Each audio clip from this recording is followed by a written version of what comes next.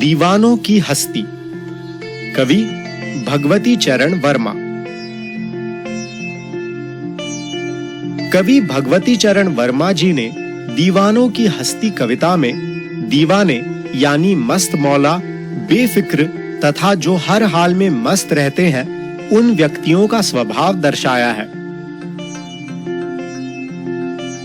कवि कहते हैं कि दीवानों की कोई हस्ती नहीं होती है, मतलब वो इस घमंड में नहीं रहते कि वो बहुत बड़े आदमी हैं और न ही उन्हें इसका मलाल होता है कि उन्हें किसी चीज की कमी है।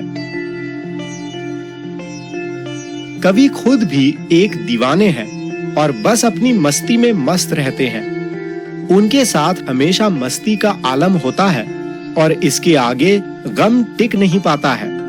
वे जहां भी जाते हैं गम को धूल में उड़ा देते हैं। कवि कहते हैं कि मस्त मौला लोग जहां भी जाते हैं वहां का माहौल खुशियों से भर जाता है।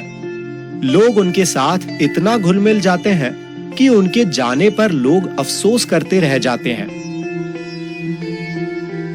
और लोग दुखी होकर कहते हैं कि उन्हें मालूम ही नहीं हुआ दीवाने या कवि कब आए और कब चले गए।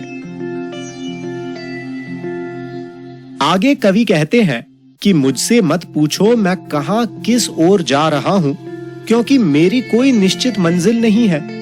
मैं चलता हूं क्योंकि यह मेरा स्वभाव है। मैंने इस दुनिया से कुछ ज्ञान प्राप्त किया है, अब मैं उस ज्ञान को बाकी लोगों के साथ बांटना चाहता हूं, इसलिए मुझे निरंतर चलते रहना होगा। इन पंक्तियों में कवि कह रहे हैं कि वो जहां भी जाते हैं लोगों से खूब घुलते मिलते हैं, उनके सुख दुख बांटते हैं। उनके लिए सुख और दुख दोनों एक समान हैं।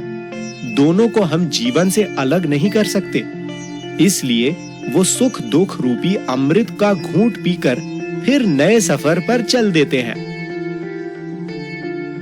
कवि कहता है कि यह दुनिया ऐसे लोगों से भरी पड़ी है जो बहुत स्वार्थी हैं।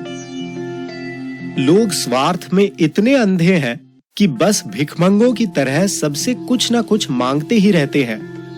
लेकिन दीवाने अपना प्यार स्वार्थी दुनिया पर बिना किसी शर्त के खुले हाथ से लुटाते फिरते हैं। इसके बावजूद कवि को लगता है कि दीवाने अन्य लोगों में उदारता की इस भावना को भरने में असफल हो जाते हैं। इसलिए दीवाने उस असफलता को अपने दिल से लगाकर बैठते हैं। कवि कहते हैं कि अब उनके लिए दुनिया में कोई भी अपना या पराया नहीं है। जो लोग एक मंजिल पाकर वहीं ठहर जाना चाहते हैं उनके लिए कवि सुखी और आबाद रहने की दुआ करते हैं।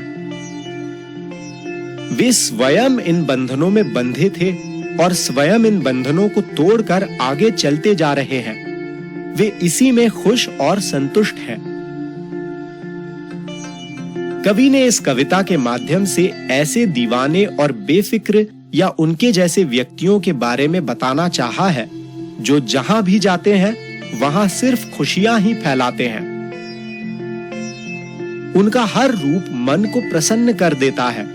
वो लोग एक जगह पर ज्यादा समय तक नहीं टिकते हैं। संसार को कुछ मीठी प्यारी यादें और एहसास देकर अपने सफर पर निकल पड़ते हैं।